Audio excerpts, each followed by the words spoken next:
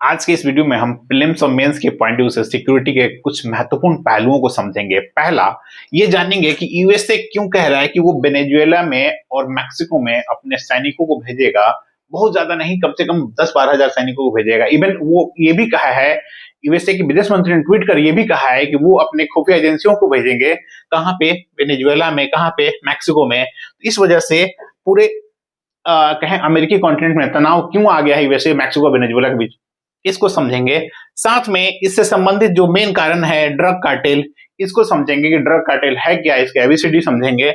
और लगे हाथ इसके साथ साथ दो और चीजें जुड़ जाती हैं, गोल्डन ट्रायंगल और गोल्डन क्रिसेंट, इसको भी समझेंगे।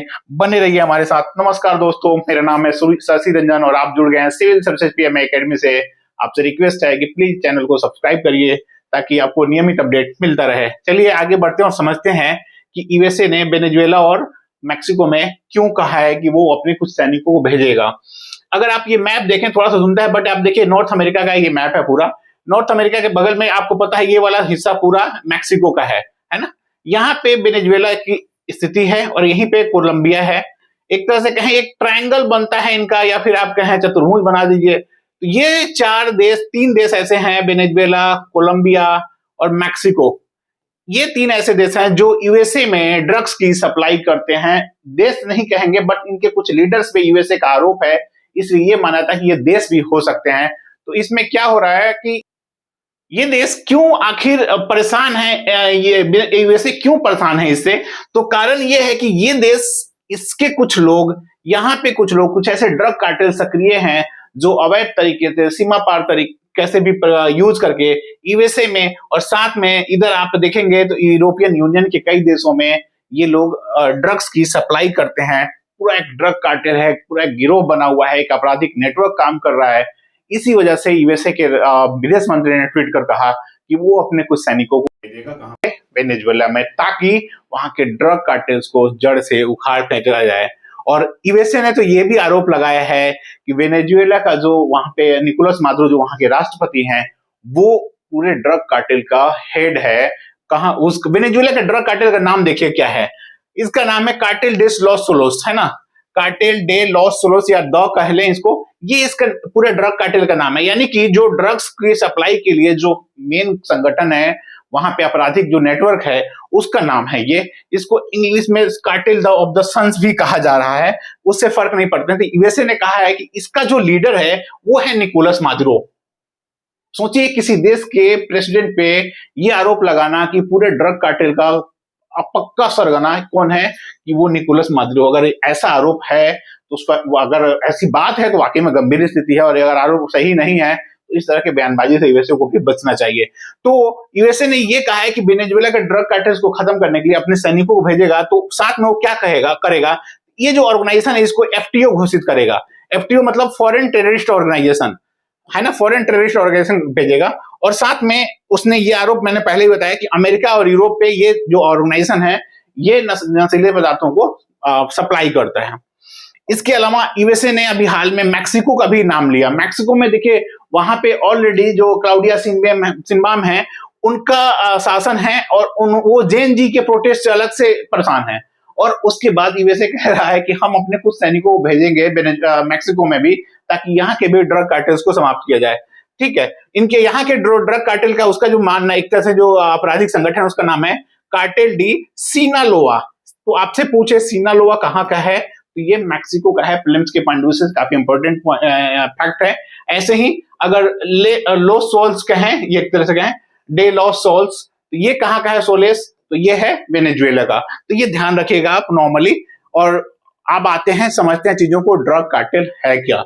ड्रग कार्टेल दोस्तों एक आपराधिक नेटवर्क होता है, एक संगठन होता है जो अमूमन सीमा पार, यानी कि कहें दूसरे देशों में ड्रग्स की अवैध सप्लाई करता है। एक पूरा नेटवर्क होता है। एक कहें तो ये एक हेड बंदा यहाँ बैठा होता है, इसका पूरा हेड एरिया होता है, अलग अलग एरिया। ये फिर दूसरे देशों में भी सप्लाई करते हैं अपने चेन के माध्यम से। तो ये एक यहाँ बैठा व्यक्ति, एक यहाँ ड्रग कार्टेल का जो हेड होता है, जिसको ड्रग लॉर्ड्स कहते हैं, ये बंदा अकेले पूरा नेटवर्क को लीड करता है। तो कैसे है, क्या क्या इसमें ड्रग कार्टेल क्या है? एक आपराधिक संगठन होता है जो मुख्यतः ड्रग्स की सप्लाई करता है, खासकर सीमा पार यानी दूसरे देशों में। इसकी एक पूरी हायरार्की होती है। हायरार्की में सबसे टॉप पे कौन होता है? तो वो होता है ड्रग लॉर्ड्स, यानी कि वो व्यक्ति जो पूरे नेटवर्क को हेड करता है, यानी एक कार्टेल को लीड करता है। जैसे कि अगर आप वेनेजुएला के मामले में देखें तो यूएसए ने ये कहा है कि वहां का राष्ट्रपति, वेनेजुएला का राष्ट्रपति यानी कि जो निकोलस मादुरो का, वो असली ड्रग लॉर्ड्स वही हैं। तो यानी कि वो व्यक्ति जो सर्वोच्च नेता है इसका, क्या कहें, जो कार्टेल का नेता होता है वो सर्वोच्च होता है, ड्रग लॉर्ड्स। और यही अलग अलग गठबंधन बनाता है, दूसरे देशों के ड्रग कार्टेल से भी संपर्क करता है और सीमा पार गतिविधियों को अंजाम देता है, और अलग अलग जो भी इनके हेड होते हैं नीचे से लेके ऊपर तक उनकी नियुक्ति करता है। तो टॉप प्लेयर में हो गया ड्रग लॉर्ड्स। इसका एक मिडिल टायर होता है, मिडिल टीयर कहें, उसमें कौन होता है? उसमें लेफ्टिनेंट्स होते हैं। लेफ्टिनेंट्स बेसिकली वो वाले नहीं जो सेना वाले होते हैं, बट ये भी एक तरह से कहें ट्रेंड ऑफिसर्स होते हैं, उनके द्वारा जो अपराधी होते हैं वो ट्रेंड करते हैं। ये लेफ्टिनेंट्स क्या करता है? ये बेसिकली मान लीजिए जैसे ये पूरा एरिया हो गया एक ड्रग लॉर्ड्स का, तो इसमें कई सारे एरिया, छोटे पूरे एक कंप्लीट एरिया है, इसमें अलग अलग छोटे छोटे भी एरियाज होंगे। तो यहाँ पे लेफ्टिनेंट्स की नियुक्ति की जाती है अलग अलग, है ना। यानी कि एक बंदा यहाँ बैठा है, उसने अलग अलग कई 3-4 लेफ्टिनेंट्स की नियुक्ति कर दी, 5 की कर दी, ताकि वो एक पूरा एरिया को संभाले। उस एरिया को कहते हैं प्लाजा, ठीक है। तो ये जो बनता है होता है किसी विशेष क्षेत्र, और ये किसकी मदद से काम करता है? तो ये 2 तरह के अलग अलग इसी संगठन के नेटवर्क, जिसको हिटमैन कहते हैं और फाल्कन कहते हैं, है ना। हिटमैन और फाल्कन के नेतृत्व में ये काम करता है, नेतृत्व में नहीं, उसके उसके सहारे काम करता है, जो कि ग्राउंड लेवल पे एक तरह से कहें कि ड्रग कार्टेल्स को पूरा संभालते हैं, है ना। दवाइयों को, जो दवाई कह रहा हूँ, जो ड्रग्स होते हैं, जो अवैध नशीली पदार्थ होते हैं, उनकी जो सप्लाई होती है उसको अंजाम देने का काम कौन करता है? तो वो हिटमैन और फाल्कन करते हैं। साथ में इनका काम कुछ और भी होता है, जो छोटे लेवल पे जो भी लोग होते हैं, पुलिस या फिर प्रशासन के अधिकारी, उनको मैनेज करना, पैसे देना, या फिर जहां पे जरूरी हो लोगों को हत्या करना, रैंसम लेना, तो वो काम वो स्टार्ट हो जाता है लेफ्टिनेंट से। लेफ्टिनेंट बेसिकली छोटे मोटे जो हत्याएं होती हैं उसका ये काम भी करने होता है इन लोगों को। अब आते हैं बॉटम टियर। टॉप टियर जो मिडिल होता है वो बॉटम। बॉटम में 2 तरह के होते हैं, एक हिटमैन, दूसरा फाल्कन। हिटमैन का जो मेन काम होता है वो लोकल लेवल पे जितने लोगों का इनको निपटाना होता है वो निपटाते हैं, अपहरण करते हैं, धमका कर पैसा वसूलते हैं। तो ये सारा काम हिटमैन का होता है, ये लेफ्टिनेंट के अंडर में काम करते हैं ये लोग, है ना। और इसके अलावा जो आसपास के जो प्रतिद्वंदी संगठन होते हैं, कार्टेल, दूसरे संगठन, उनसे भी कैसे निपटना है, वो सारा काम हिटमैन का होता है। नाम देखिए हिटमैन, इसका मतलब यही है कि ये काम एक तरह से कहें, ये लोग वैसे खुफिया फिल्मों में देखते होंगे, वैसे खुफिया तरीके से काम करते हैं ताकि दूसरे को मारा जा सके और अपना व्यापार, अवैध व्यापार फैलाया जा सके। उसके बाद होता है फाल्कन्स। सबसे लोअर लेवल के यही होते हैं। इनका जो, ये इनको कहते हैं, ये जो पूरे कार्टेल की आंख, नाक, आंख, कान सब होते हैं ये, यानी कि रूट लेवल पे चीजों को इम्प्लीमेंट करने वाला, ड्रग्स की ओरिजिनल सप्लाई करने वाले यही लोग होते हैं।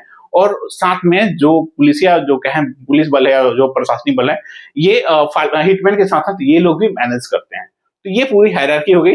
सबसे टॉप पे ड्रग लॉर्ड्स, फिर लेफ्टिनेंट्स, फिर बॉटम में हिटमैन और फाल्कन्स, ये आते हैं। तो ये कहानियां है ड्रग कार्टेल्स की। अगर ऐसे नॉर्मली पूछता नहीं है, बट ये आपसे अगर पूछ दे कि ड्रग कार्टेल क्या है सिक्योरिटी में मेंस के पॉइंट ऑफ व्यू से, तो आप इसको ध्यान रखिएगा, ठीक है। अब आते हैं दोस्तों गोल्डन ट्रायंगल और गोल्डन क्रिसेंट पे। गोल्डन ट्रायंगल आपको पता है, नहीं पता है तो समझ लीजिए, मैप क्लियर नहीं है, क्षमा चाहते हैं। गोल्डन ट्रायंगल अगर आप देखेंगे तो साउथ ईस्ट एशिया में 3 ऐसे देश हैं जो एक जंक्शन पे मिलते हैं, ठीक है। उसमें आता है नाम थाईलैंड, म्यांमार और लाओस का। ये तीनों देशों का जो बॉर्डर है वो मिलता है एक जंक्शन पे। ये जंक्शन वाला जो इलाका है ये बेसिकली अफीम का सबसे बड़ा प्रोड्यूसर, अफीम का है या फिर और भी कुछ नशीली पदार्थों का उत्पादन का एक बड़ा क्षेत्र है। तो उससे क्या होता है, ये गोल्डन ट्रायंगल वाले जो 3 देश हैं, यहाँ पे जो स्थानीय, यहाँ भी ड्रग लॉर्ड्स और ये सब काम करते हैं, कार्टेल काम करते हैं। तो ये लोग अफीम की सप्लाई करते हैं, खासकर चूंकि भारत की सीमा से नजदीक है म्यांमार वगैरह, तो वो नॉर्थ ईस्ट में, यहाँ पे कहें अफगानिस्तान में जो गोल्डन क्रिसेंट वाला इलाका है, इधर ईरान का, अफगानिस्तान का, पाकिस्तान वाला, तो भारत इन दोनों से घिरा हुआ है ना। यहाँ पे भारत की स्थिति आप देख रहे हैं, तो इन दोनों से घिरा हुआ है। तो यहाँ पे क्या है कि ये लोग सप्लाई, जो बर्मा वाले हैं, गोल्डन ट्रायंगल वाले हैं, ये लोग सप्लाई चीन में भी करते हैं, थाईलैंड वगैरह दूसरे देशों में भी करते हैं।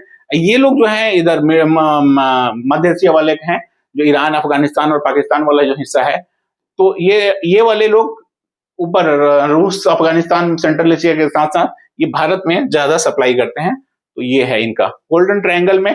देश का नाम आप देखें तो म्यांमार, लाओस, थाईलैंड, इनकी सीमाओं के जो एक जंक्शन है उस वाले इलाके को गोल्डन ट्रायंगल कहा जाता है। अफीम की खेती के लिए आदर्श स्थिति, अफीम देखिए अंग्रेज जब आए थे ना तो उन्होंने अफीम की शुरुआत कर दी थी और 16वीं शताब्दी से अब कहीं घटना है। और खासकर अफीम यूज पढ़ेंगे आप चीन का, तो ये सब सप्लाई यहीं से होता था या फिर अफगानिस्तान वाले एरिया से। यहाँ पे अफीम के साथ साथ ये लोग मेथमफेटामाइन का भी ये लोग उत्पादन करते हैं यहाँ पे। तो ये दो चीज ध्यान रखिएगा, अफीम साथ में मेथमफेटामाइन, ठीक है। अब गोल्डन क्रिसेंट केवल ये समझ लीजिए कि अफीम के उत्पादन के लिए ज्यादा प्रसिद्ध है और साथ में ये लोग अवैध सीमा पार तरीके से, अवैध तरीके से ये लोग सप्लाई करते हैं। 3 देशों का नाम आता है, अफगानिस्तान, पाकिस्तान और पूर्वी ईरान या फिर कहें ईरान, ठीक है। ये प्रीलिम्स के पॉइंट ऑफ व्यू से भी इंपॉर्टेंट है और मेंस में भी सिक्योरिटी के लिए पूछे तो आप इंटरलिंक करके ड्रग कार्टेल्स को इंटरलिंक करके आप इसे जोड़ सकते हैं। वीडियो अच्छा लगे तो प्लीज इसको लाइक करिएगा, चैनल को सब्सक्राइब करना नहीं भूलिएगा। मिलते हैं अगले वीडियो में। नमस्कार, धन्यवाद।